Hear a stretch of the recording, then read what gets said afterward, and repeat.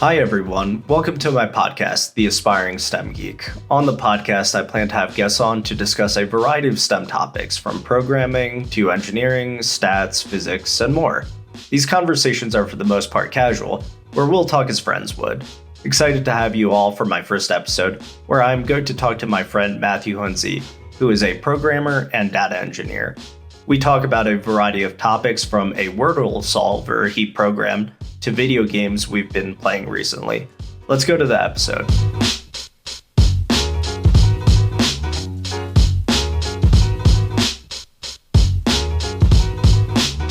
Handzy, welcome to the podcast. And we already started off where I screwed up and I started recording the wrong screen. And this is what happens when you have 4 monitors and different resolutions. No worries, dude. I already forgot what I said, so we have a fresh start anyways. Like I said before, wish I could fly you out to my podcast studio. It's also a single bedroom apartment, but it's not in the budget yet. I said some stuff about Lex Friedman that maybe we'll talk about again. But anyway, we were talking about, I don't know if it's your favorite language, but I know you program a lot in R, and we started talking about that and how you started doing it in high school. And it really is kind of similar to Python, where almost everybody can kind of pick it up pretty easily and do some cool stuff with it. But you were talking about a cool internship that you got in high school. Yeah, sure. I guess the original question in our first reporting was, why do you code in R? Yeah. I thought about it for a bit, and it traces back to this internship I had in high school. I was just some kid that took like 1 CS class or 2 CS classes or something. And as a graduation requirement, they said, go get an internship somewhere. Thankfully, my neighbor, she worked at Bell Labs. That was part of AT&T at the time. And I met with her. I said, hey, do you have any jobs for a high school student? And she said, yeah. So for 2 weeks, I got to sit in a room with a computer, just doing stuff. They had a project that they were working on. They gave me some of the details, and they said, good luck, go figure it out. Obviously, I had no idea what I was doing at the time. There was some advisor there that was able to meet with me every day, give me tips, pointers, and just sort of show me the way. And I hadn't yet taken Calc 3, which is like multivariate calculus. And he was just drawing like partial differential equations on the board and saying, like, we're trying to solve this weather pattern in this geographic area with this formula. And I'm like, hey, man, I just like barely passed calculus, bro. So that was kind of funny. Does this go towards my college credits? Yeah, right? Yeah. Just knock this off. I mean, Bell Labs is going to... That I like I said before, the wildest fact from this might be that I learned that Bell Labs still exists.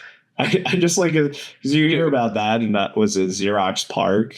You're like, those don't exist anymore. And I honestly don't know about Xerox, but Bell Labs, that's pretty cool that they're still around. There's a lot of rich history at that place. I think they started the C language in the 70s. They wrote it there. Unix was founded there. They have so many Nobel Prizes to the people that worked at there that they have a museum on the first floor. When you walk in, it's just like a big room full of a whole bunch of Emmys, Grammys, whatever awards they got, and then the plaques for the Nobel Prizes. The first transistor, the first television set, the first like video camera. It's insane, dude. It's just like a history museum at your workplace.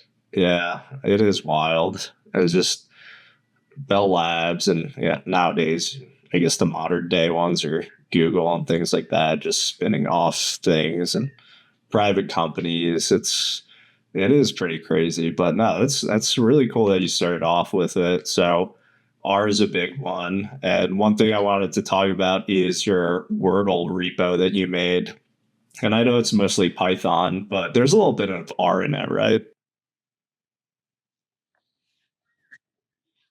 Think so. Mostly Python, but maybe you'll find a lick of R too. Yeah, but yeah, look, I looked back at it earlier today, and it's a pretty cool one. I linked it in the description below if anybody wants to check it out. But my understanding of the model is you give it an input of words and it runs just a word frequency for all the characters in the word. After that, the solver calculates the entropy or expected uncertainty to form a probability distribution for each possible word. It receives feedback on whether or not the guess is correct and updates the probability distribution based on that. Let me know if I'm off. It works a little differently than that, but Okay. I think some of the ideas might be the same. Yeah. Okay. Huh. I could give you the gist if you want. Yeah, definitely. Because I definitely want to be corrected. Sure, I don't mean any disrespect. No. I thought I thought I got it down, but I want to know how it works. Sure. I stole the idea from a 3 blue 1 brown entirely. I'm not experienced enough to come up with this idea myself, even though, I mean, it is pretty simple, but, I'm not a math educator. Like, he is. He's pretty dope. All right, so I watched this video from 3 blue 1 brown. He came up with this idea, and I said, I can implement that myself. And so, just as a challenge, I saw if I could code it in Python. So it gave me some experience with coming up with a project, putting things together, and making them all work in the same environment. But the idea is you basically calculate the expected value of every single word. You rank them against each other, and you pick the one that has the lowest expected value. Cool. And expected what? And it comes down to asking the question, if I were to guess a particular word, how many words are in my answer pool after that word guess? And so you can come up with a calculation for every single word that I could potentially guess. What are the possible feedbacks that I get in Wordle, right? Because when you make a guess, it gives you some information. A green square for a correct letter, an orange square for correct but in the wrong place letter, and a gray square for a missing letter or an absent letter. So the total pieces of feedback you can get is 3 to the 5th. There's 5 slots, 3 pieces per slot, 3 to the 5th. So you have like 250 different variations that are possible per word. And so you calculate how big would the answer set be after I get that piece of feedback, right? So you have a number for each of the 243 feedbacks. You take the log of that number, and you now calculate the expected value, probability times the x, which is the log value. That gives you the score for the word. You run it for every single word. There's something like 5,000 different words. And you spit out an answer. This is the best word to guess on this turn. You guess the word, you get a piece of feedback. You reduce your answer set by what the feedback was, right? You get like a real result after guessing the word. And now you just have a smaller answer set. So whereas before we had 5,000 potential 5-letter words, after the feedback we got from the game engine, now there's only 2,000. So you run the calculation, what's the best word out of 2,000? You punch it in, rinse and repeat. On average, it does about 3.5, 3.8 guesses, just a touch under 4. So it's decent. Could be better, but it was interesting. It was a good project. Definitely challenged me in a couple new ways. So yeah.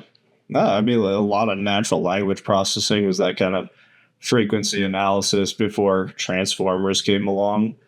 That's really cool stuff, and it's kind of easier to understand than transformers. It's a pretty cool project. There was something similar I did with kind of cracking simple passwords with cryptography and this Bayesian probability, and I was teamed up with a PhD guy. He was doing all this stuff, and I was like, all right, I'm going to apply this because I'm an engineer, and it's a pretty cool way to implement stuff, and it's pretty intuitive too once you think about it. Yeah, I took a data science class in college, and they taught us about applied Bayesian statistics, Bayes theorem, and we did some lower level machine learning, just like simple perceptrons. So that was, definitely interesting. Yeah, now everything's just super complicated, black box. Even I don't know if I deserve my title of machine learning engineer. I struggle with stuff. It's complicated, dude. I don't even know what I don't know, right? It's I look at diagrams of machine learning architectures and it looks like it's something out of biology, right? I don't know. The value of an education. That's like, yeah, wait, I know a little bit, but yeah, there's a lot of stuff out there. It's like, and then it's always one of those things where I start doing something and then I get distracted or I do something easier. Like the way I've been distracting myself lately is with LeetCode. And I'm just like down a LeetCode rabbit hole, which is good because my language of choice is Python and looking to expand outside of that, but it gives me a lot more depth in it and I get more comfortable with just the different data types and the hash maps, like really learning how to manipulate Python dictionaries and make things quicker and stuff like that. But there's also like, I solved like 50, 60 easy problems. What's the marginal benefit of continuing to do this? And it's like kind of at the point where this is like, it's more of an excuse now than me actually learning much, but it's kind of fun. It's, I guess, better than watching something on YouTube mindlessly, but it's also like, I don't know how much better it is because how many times can I return a string in a certain format before it's like, yeah, all right, I don't know if I'm getting much out of this. Sounds like it's time for you to move to mediums, I think. Yeah, it's a couple of mediums. They included pandas in there, and like, admittedly, it's like a cheat code or hack to like solve a bunch of ones because they had just SQL things that you would have to solve. And once you include pandas in there, it's like all these are so easy. So I like, ended up doing 40 or 50 of them. It was like, yeah, this, I mean, don't get me, it goes back to like, I'll learn a few things about pandas and optimize it a little bit, but I'm just doing it just because you gamify something and humans just want to keep getting better. Like I just wanted to break the rank of, I wanted to get below 500,000 other ranks and I'm there. And I was like, now I want to get below 400,000. Let me just do a bunch of pandas renaming columns problems that are ridiculously easy. So, well, when you put it like that, you're definitely not learning anything. You're just speedrunning LeetCode. yeah, so then man, so I went for the LeetCode premium, and it's looking at some of the problems that man, like I think Microsoft probably had the easiest lineup of questions, but I'm trying to remember. Some of them are just also ridiculous. Like Google has hundreds and thousands of problems there, so it's kind of just everything splattered on there. But I think Netflix might be hard, where they have these insane problems with a bunch of edge cases. And admittedly, when it comes to like stuff like linked lists and binary trees, I'm still not super comfortable with it. So I have to really think about those. Interesting you call those two out specifically. I thought linked lists were pretty cool and not that hard, but yeah, binary trees were a new one for me. Left and right node traversal. Yeah, it's pretty cool and getting used to all the data types and stuff. And it also goes to kind of, I'm all over the place. I've been looking at more DevOps stuff. Like I've talked to you about containers and Docker and trying to get into Kubernetes, which is still an uphill battle. But I will say, like, definitely learned a lot more over the past, I think, year than I have any other recent time, maybe since grad school. But learning Docker and kind of doing that with containers are super cool, and just being able to run something. I was just randomly, I guess it can be kind of hard if you don't understand the program you're running within there, and it can be kind of hard to do like Splunk. I have very little experience with it, but somebody mentioned it and I just wanted to check it out. So I got it running, but beyond that, I didn't really know what I was doing with it. But it's just cool being able to spin something up and just kind of mess around with it. Yeah, Docker is dope. It definitely solves a lot of challenges. It's proven useful at work. It's widely adopted. And it got around some of the VPN safeguards at my company. Usually, we're not allowed to go on gaming websites or Allegedly. standard block. Yeah. Yeah, But allegedly. you can download Super Mario in a Docker container and run that. There's no restriction. That's hilarious. Not bad. Yeah, I have to. I have to think about that. There's some. I might have to do a YouTube video on that. What's Super Mario? Like the 2D ones or the like Super Mario 64? It's like a 2D platformer. Okay. Yeah, I'll have to try that. Now, speaking of 2D platformers, I've been getting into a new one. You're not really into 2D platformers, are you? Not as much as I used to be. Yeah. Yeah. I got Hades, and it's honestly pretty addicting. I don't know if you ever heard about it. I've heard good things. Yeah. Yeah, I mean, I recommend it. It's kind of you continuously build up through the levels, and you have all the Greek gods. They give you these whatever different powers. So you have water from Poseidon or the lightning from Zeus. So it's pretty addicting. But like that, and then Blasphemous. That I really like Blasphemous. If there's I know if you haven't played one in a while but are thinking about one, I'd recommend Blasphemous over Hades. I've never heard of Blasphemous. Is it another platformer? Yeah, it's a pretty cool one. It's like a weird kind of religious tones. It's made by a Spanish gaming company, but like the actual bosses are really hard. Blasphemous 2. I can't remember the guy with the sword, what the name was or whatever, but I spent like a good 50, 60 tries before I finally beat him. And it was also a good thing. You know, when you play a game and it's just frustrating and it's not fun, this was an actual progression. Like, okay, I beat the first form is always easy. So that getting past that, but incrementally improving and eventually beating him, it's like a hell yeah moment. It's if I were 15 years younger, I would have broken my keyboard at that point. But yeah, that I highly recommend that game. And I'd actually do Blasphemous 2 over Blasphemous. I played Blasphemous 2 because it was on sale on Steam for some reason, and the original wasn't. And then the original came out, or the original went on sale. But yeah, it's a pretty cool platformer. What are you playing right now? Div, believe it or not. What is it? Yeah. Div? Civilization. Oh, so game. Yeah.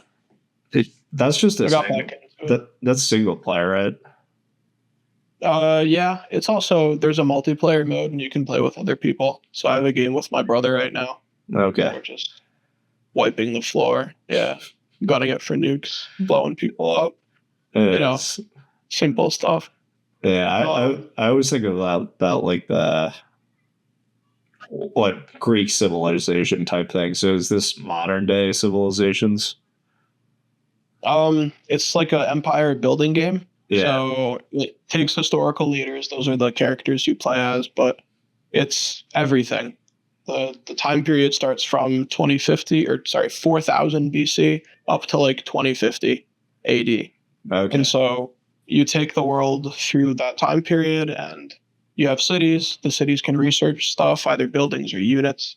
And so as the game progresses, the types of units you produce and the types of buildings you would make follow historically accurate things. It's not, sci-fi or whatever. So it's a pretty interesting game. I'd definitely check it out if you're into strategy, turn-based stuff. Yeah, I might have to think about it. It reminds me, my brother, he sent me one of the this weird one where you can either be like aliens or Amazons. It's killing me that I can't remember this, but the concept looked pretty funny. And I think it was a late 90s, early 2000s game built by some Euro gaming company. And like for the Amazons, they have their the men, and the men are just like completely useless besides like moving objects, and they don't even get attacked by the other ones because they're that useless. So, and then for some of the other ones, like the alien civilization, I think you can have an issue where like, the people start getting drinking problems and things like that. It's a pretty funny concept. I watched he said it to me like 2 or 3 months ago, and it was pretty funny. I'll find that and I'll send it to you eventually. Please do. That sounds like a riot, dude. Yeah, so man, some of those late 90s, 2000s games. It's what I also was playing for a little bit, Half-Life 2. I don't know if you ever played it. Of course, dude. Yeah, I mean that was good. I forget what I stopped or why I stopped, but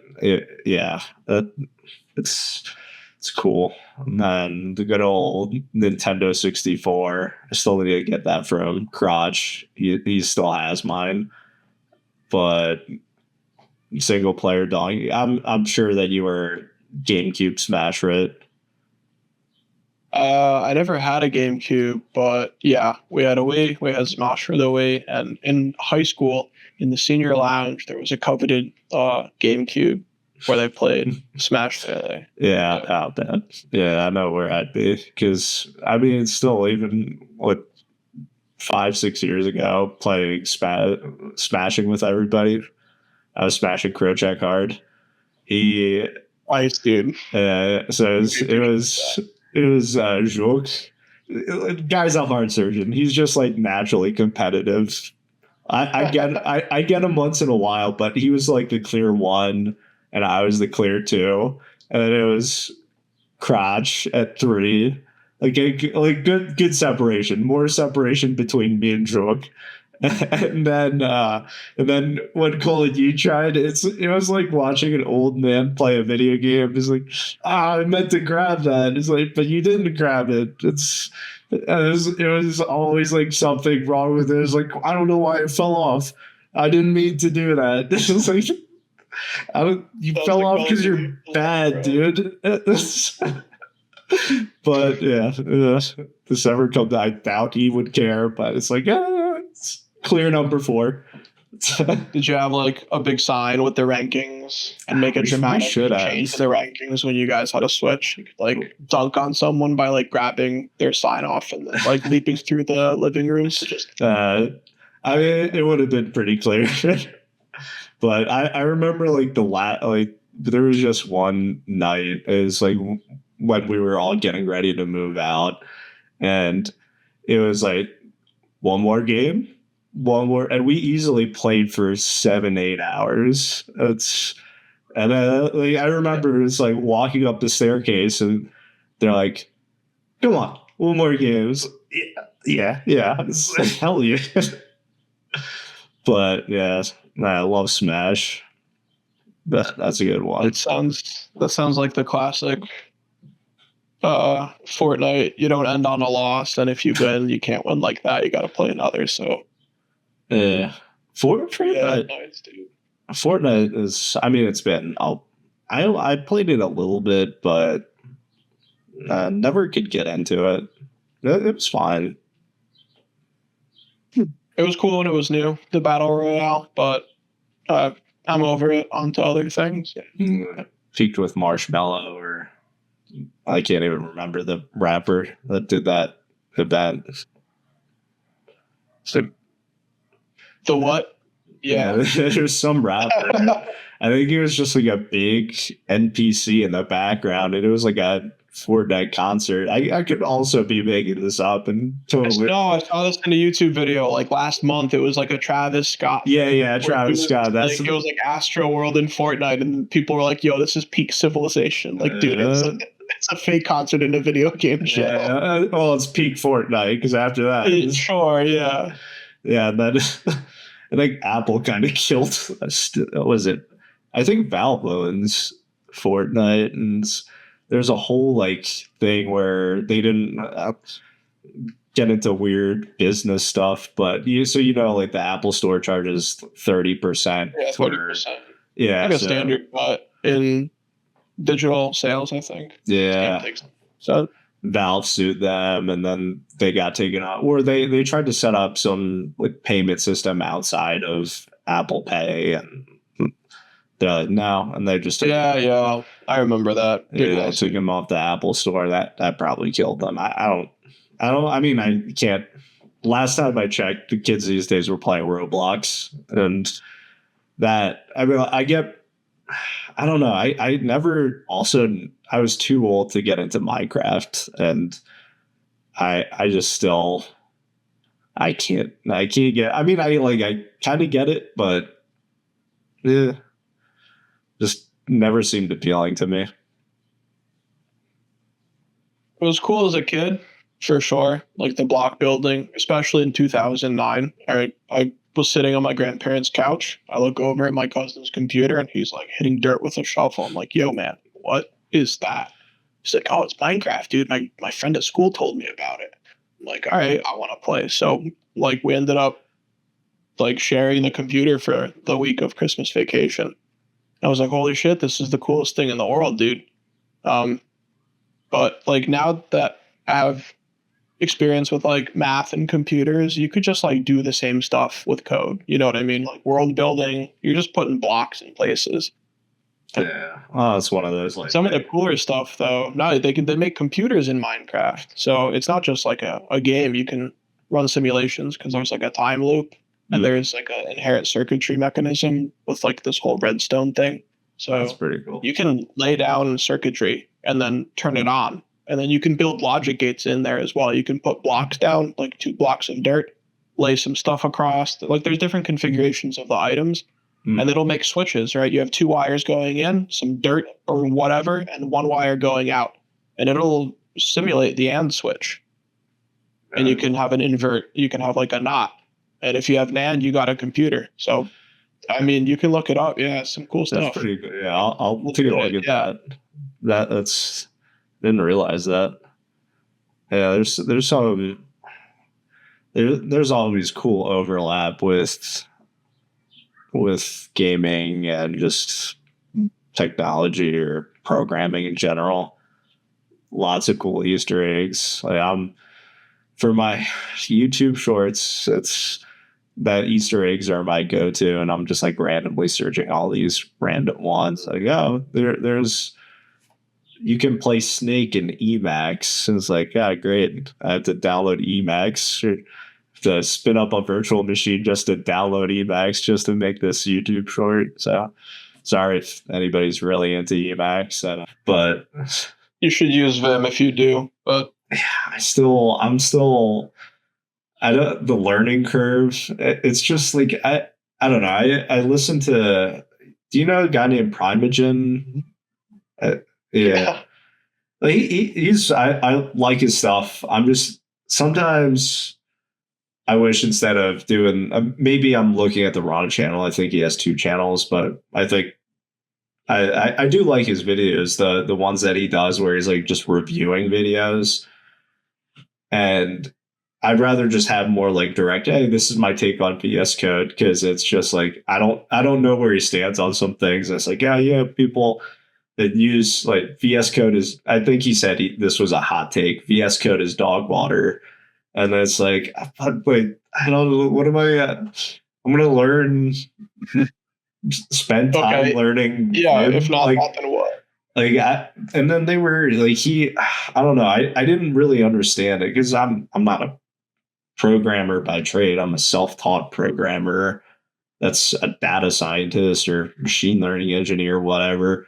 But it's like I just don't understand how learning Vim can make you significantly better of a programmer. Maybe I'm just missing something, and I think you might be.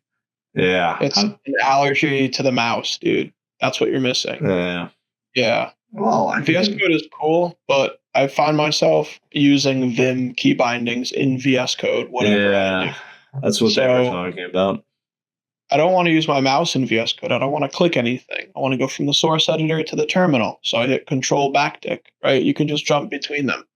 And so if I don't have a need for my mouse, then I don't really need a GUI editor. I just need a terminal, right? And so you can set up Vim with a lot of growing pains in learning to be able to flip between 6 different files at, the click of a button or the press of a key, I should say. So what you're telling me is I need to throw this out. Cut that cord and dump it, yeah. Yeah, I get it. I'll probably eventually make the commitment to do it, and everybody at work is like, hey, Vim, and I'm like, yeah, I don't know, maybe. Like I said before, I still have trouble with linked lists from time to time, so give me time before trying to learn that. And it is funny because like doing all this stuff and looking it up, like YouTube, obviously algorithm's great. You remember the Silicon Valley where Richard, like the main character. Wait, you've seen Silicon Valley, right? All right. When Richard is, he's talking to this woman, and she's a coder too, and they get into a spaces versus tabs argument. Yeah. And I watched that video a few times, but I might have to make a YouTube short on that. But it is cool. So he was saying like in the thing, they were arguing. It's like, I don't know why anybody would use tabs. I run spaces. I run a compression company, and spaces take a lot more space than tabs. So they do take up more spaces because I guess it's technically a character and the tab is a single character. But it's kind of cool to know that. And I have to kind of go through that and visualize that. But I don't, it's not a significant amount of space where it should actually mess with anything. I think at the scales that we live at this point, I don't think it matters. Yeah. Maybe for like high frequency trading, maybe. Yeah. I'm also not an expert, so I'm just talking out of my ass, but I can't imagine that it actually matters enough. Otherwise, we would be paying attention to it, right? So, yeah, I don't know if I've ever actually asked anybody if they've used spaces or tabs. I just assume everybody uses. Well, I don't know. Maybe if you use like 2 spaces instead of 4, I don't know. That's language dependent. I don't know. Tab just seems easy. I think you can set the indentation width to be whatever you want. You don't need, like in Python, you can use 2 spaces. But I think the standard convention is 4. So that's true. Whatever you're into. Tabs are easy. But the one other thing I wanted to definitely touch on is, so your dad got his PhD in nuclear physics. And when we were talking at one point, you're like, I don't get the difference between like physics and nuclear physics. So I put the time in and I asked a nuclear physicist and engineer, and this is what she told me. So nuclear physics is a subset of physics. There are fundamental physics that nuclear physicists need to know, such as conservation of momentum, conservation of energy, and other topics. There's also cross-discipline that nuclear physics nuclear physicist needs to know, such as quantum mechanics, because quantum mechanics deals with mechanics of subatomic particle sizes. And then nuclear physicists mostly focus on the nucleus, as opposed to somebody like chemists who mostly focus on electrons. So, now you can talk to your dad about that. I'll bring that up to him, and I'll let him know that I've cleared that confusion up for sure. Yeah, it took like a decade and a half, but I think I know what you do. What you studied. What you studied and then abandoned for the sweet financial world. Sure. Leaving academia for the business world is a decision. Yeah. It's I think we talked about Renaissance technologies at one point. And how often do you listen at all? I know you did listen to podcasts. Do you still listen to podcasts? Not as much. I didn't pursue that enough, I guess. Yeah. I haven't found any that are interesting enough to keep up with. Yeah. There's a pretty good one. It's gotten pretty famous now. It's called Acquired.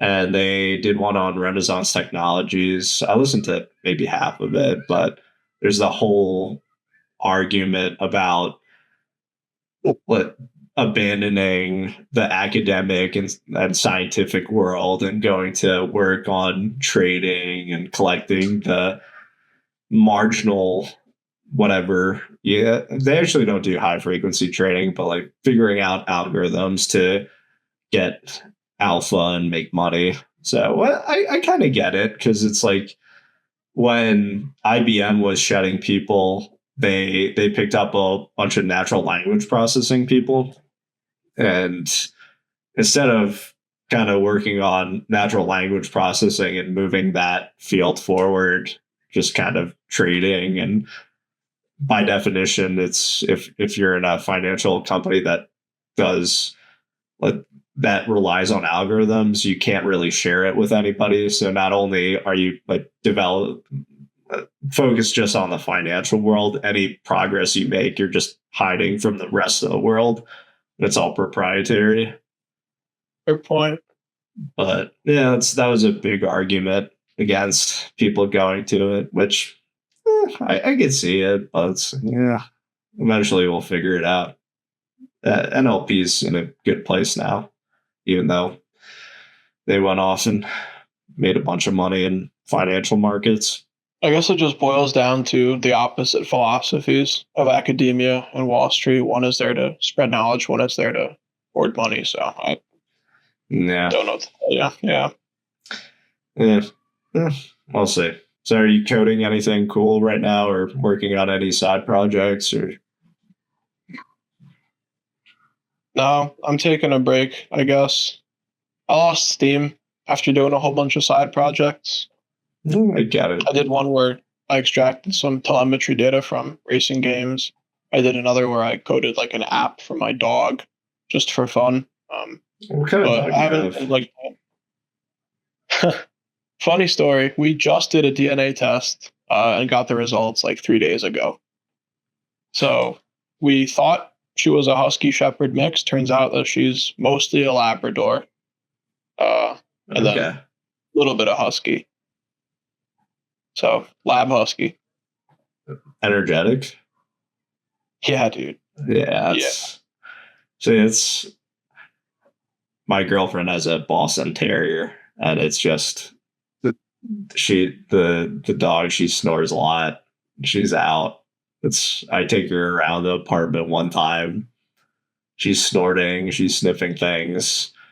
The biggest thing is just getting used to her like snoring, because she snores like my dad, and it's ridiculously loud. But like a little dog or something. Yeah. It's maybe 24 pounds, not that big, but like not bulldog energy where it's like 10 steps and it's about to plop, but more like she has more energy than that, where we could go walk around for a little bit, but doing miles and miles with her is not an option. But it's a good apartment dog. And my girlfriend did a lot of research into that. It's like, what's an ideal dog for an apartment? It's Boston Terriers. Yeah. She's really smart, does a bunch of tricks, like knows how to roll over, paw. She even taught her how to smile, which is pretty wild. That's cool, dude. Yeah, that one took a bit, but she kind of gets it. She confuses that one and speak, so she'll sometimes bark. But you have to do like a smile, and then she gets it after the second or third time. But yeah, that's it. They're really cool. It's like ideal like pace, because it's just dealing with a high energy dog. Even though I love to go running and stuff like that, but you'd have to do it when the dog wants to do it, and it's just like I can't right now. I have to worry about this Docker image that's giving me issues. Like go over there. It's like that doesn't work. But yeah, Boston Terrier is awesome. She just sits there, snores. I just like pat her on the belly a couple times and then go back to work. Yeah, dude. You look over and they're just like in a different position every time. Yeah. Doing something funny. Yeah. It's been a while since I had a dog, but I didn't realize how much they sleep, it goes back. That's awesome. It's, All day, bro. yeah, just like passed out, like 18 hours of sleep, and then a few hours of like licking your face or sniffing or trying where the food is. Good life. Sounds about right. Yeah, it's, but no, yeah, having especially remote work, it helps me keep my sanity because it's kind of like same situation. It's not much to do during much of the day besides code and meetings, and then it's like, okay, at least I have a buddy here with me. Yeah, it's like gives you an excuse to take a break. Yeah, Right. Sometimes you're just like, oh, I got a dog to take care of. That can wait. yeah, so yeah, Like, yeah, the Docker image has to be attended to. The dog can wait. But on the flip side, you can also flip the benefit and play yeah. both sides, which was nice. Yeah. I've definitely used her as a excuse to push back meetings. It's like, yeah, I got to take her for a walk. Hell yeah, bro. It's like, The best is when coworkers agree and they're like, yeah, man, prioritize your dog. And I'm like, dude, you get it. Let's do it. yeah, I mean, man, Western society, dog is like, for a lot of people, dogs than humans. It's just that pecking order for so many people nowadays. It's like how many times you hear the cliches like, "Oh, I love them so much more than people." Like, yeah, they're pretty good, but I mean, dogs are solid for sure. yeah, they're solid. Yeah, I don't know. Yeah, let's not get down into that. Let me not dig my own. Yeah, we could where's the dog community? My first episode. I think dogs could use some more rights, though. I don't know. Yeah, that's where it's. But I mean, she has it pretty good. It's just like eat, like when you're gonna eat, it's gonna get taken outside. She's a crier, not a barker. So there's just so much crying. It's whining. Yeah, it's just like, oh man, it's just. Luckily, she's not too bad, but like at night, I just hear crying, and I feel like I'm not a parent, but this is kind of. You feel bad, bro. You got to do something about it. Yeah. Take me out. I gotta poop and pee, and that sometimes it's just like going outside is nothing. It's like, okay, you just wanted to wake me up, or I've gotten licked awakened at 3 a.m. I look at the clock. I'm like, come on. Don't do this to me. That's messed up. And why are you up? What are you doing? Yeah, I'm up. I can't go. I looked at my clock. I can't go back to sleep. And then she's back. She's passed out 5 minutes later. So easily. They got a mid. All right, man. Well, thank you for coming on my first episode, and I'll definitely want to have you again, and maybe we could do something more interactive next time where we take a look at code or try to do something, or even just have a casual conversation like this, because these are also just fun. Yeah, dude. Thank you for having me. I'm honored to have been your first guest on your podcast. So yeah. This is sick. And again, you might be the first and only guest, but we'll see. I need to rack up the STEM people.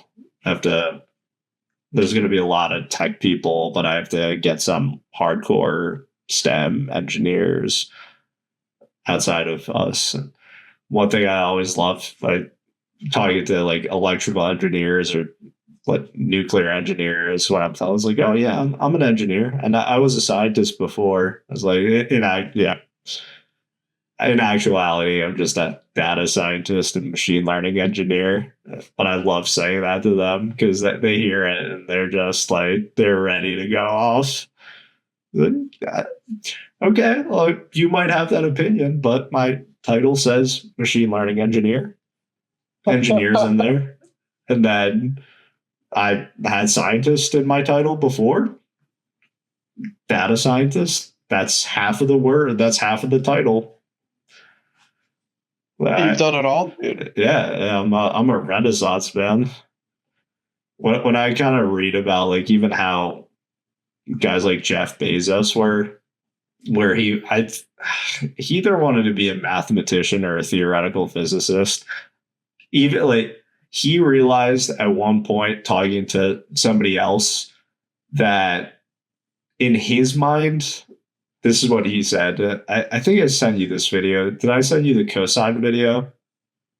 I know what you're talking about. Yeah, it's so good. But he's clearly ridiculously, like Bezos just by himself is ridiculously smart. He probably could have done it if he wanted to, but like he was like, I can't reach the top echelon. I can't even reach Bezos status like that. I still remember because I was thinking about like, oh, what if we talk about linear algebra if we end up talking about machine learning, and it takes me back to my ridiculous linear algebra class where we had to do like proofs for quaternions. I still don't know how to describe a quaternion. So it's one of those things where it's like, okay, it's like programming. It's kind of where I am in terms of my aptitude level. It's like I'm maybe at one point I was thinking about cryptography and really going down that rabbit hole, but yeah, that's something daunting and something just like realizing like, yeah, there's talking to some of the people that do it, it's a different level. Yeah, there's definitely levels to it, but I don't know. I think if you apply yourself and you study hard enough, that sort of stuff is not out of reach for someone like you who has taught himself multiple subjects over many years. So. Yeah, fair. It's just also just time. It's just so limited. I get distracted and play 2D platformers. It's like I don't know. I was going to say, we all have the same amount of time. We all choose what to do with it. So. Yeah. I don't, man. Some ways I think they less distractions back in the day. It's like, oh yeah, I mean, like I could throw rocks in the river or I could do math. But now it's like, how do you compete for attention when my VR headset's busted because Meta did it?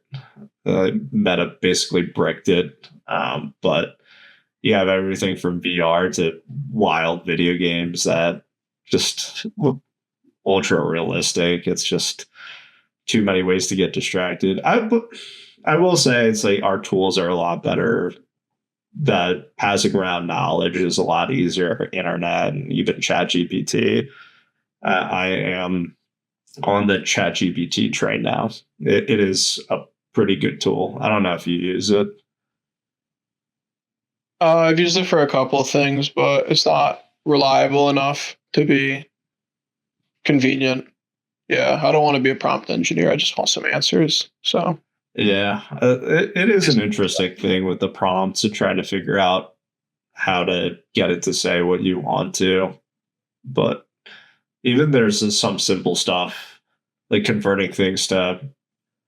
One of the things I do is like I have a bunch of text, convert it to markdown. I could just copy and paste it. So there's like basic utility there, but I also there's a like Mark Andrews and Ben Horowitz, the VCs.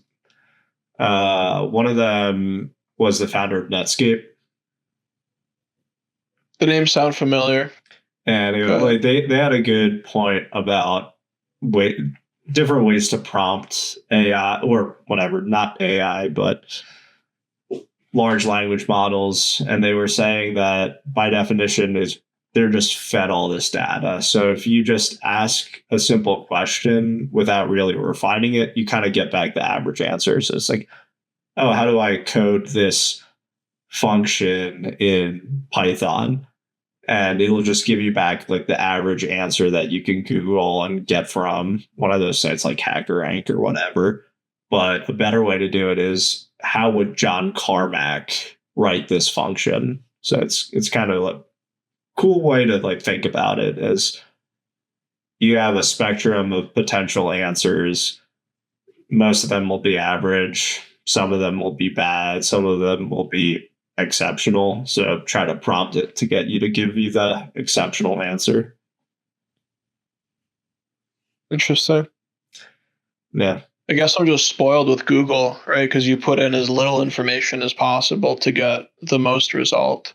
And with this, it's like different. You almost need to be verbose to have it be accurate rather than the opposite with Google. Yeah. No, I agree. Like Google's is such a great tool, and I'll still use Stack Overflow, but I definitely have shifted more of my searches from Stack to ChatGPT, and then just back it up maybe with a Google search and look against documentation on it. But yeah.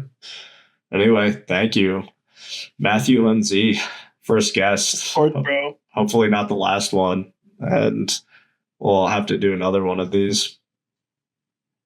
This was sick, dude. Thank you for having me. All right. I'll talk to you later. Later, bro.